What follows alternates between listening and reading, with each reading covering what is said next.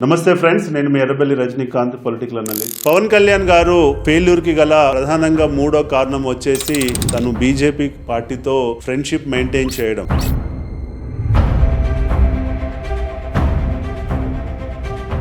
రెండు 2014లో వచ్చిన ఎజెండాలో తను ఒక సెక్యులర్ పార్టీగా డిక్లేర్ చేసుకున్న వ్యక్తి తను ఒక నాన్ సెక్యులర్ పార్టీ అయినటువంటి బీజేపీతో ఎలా చేతులు కలుపుతాడండి?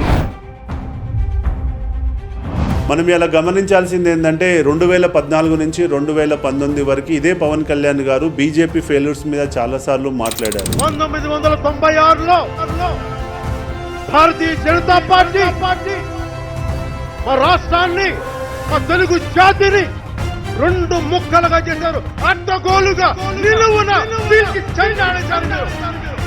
స్పెషల్ స్టేటస్ కావాలి అని చెప్పి నిలదీశారు. మరి అదే స్పెషల్ స్టేటస్ కి వ్యతిరేకంగా ఉన్నటువంటి బీజేపీతో మీరు చేతులు ఎలా కలుపుతారండి? మరి మీరు ఆ చేతులు కలిపితే ప్రజలు చూడట్లేదా? ప్రజలు రోజు మిమ్మల్ని గమనించట్లేదా? మీరు అదే పార్టీని విమర్శించి ఇవాళ 2019 వచ్చేసరికి మీరు అదే పార్టీకి సపోర్ట్ గా నిలబడితే ప్రజలు మిమ్మల్ని ఎందుకు యాక్సెప్ట్ చేస్తారండి? ఒక మతతత్వ పార్టీ అయినటువంటి బీజేపీతో మీరు ఫ్రెండ్షిప్ మెయింటైన్ చేస్తే ఇవాళ మీకు మైనారిటీ ఓట్స్ దూరం అవుతున్నాయి, అటు ముస్లిం క్రిస్టియన్ ఓట్లు దూరం అవుతున్నాయి. ఇవాళ ఎట్లా లేదన్నా 10 నుంచి 15% ఇవాళ ముస్లిం క్రిస్టియన్ ఓట్లు ఆంధ్రప్రదేశ్ లో ఉన్నాయి. అంటే మీకు ఆ ఓట్లు పడాయి కదా. ఆ ఓట్లు మీకు పడకపోతే రేపు మీరు ఎలా సీఎం అవుతారండి? మీరు ఇవాళ 2014లో వచ్చినప్పుడు సెక్యులర్ గా ఉంటా అన్నారు. అదే 2019 వచ్చేసరికి బీజేపీతో ఫ్రెండ్షిప్ కలపడం వల్ల మీరు నాన్ సెక్యులర్ అయిపోయారు. దాని వల్ల మీకు చాలా నష్టం జరిగిందన్నది మీరు గ్రహించుకోవాలి. కాబట్టి ఇప్పటికైనా మతాలకు అతీతంగా ఒక సెక్యులర్ గా ఉండగలిగితే మీకు భవిష్యత్తు ఉంటుందన్నది నా ఉద్దేశం.